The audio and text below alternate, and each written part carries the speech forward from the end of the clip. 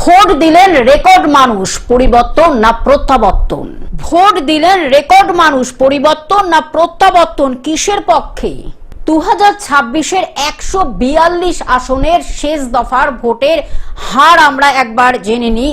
ভোটদানের হার রাত 9টা পর্যন্ত আমাদের যে খবর এসেছে, হুগলি 91.90%, হাওড়াতে 92.17%, উত্তর কলকাতাতে 89.34%, দক্ষিণ কলকাতায় 87.76%, নদিয়াতে 91.85% এবং উত্তর 24 পরগনায় 92.53% এবং পূর্ব বর্ধমান 93.73% এবং দক্ষিণ 24 পরগনায় 92.93%।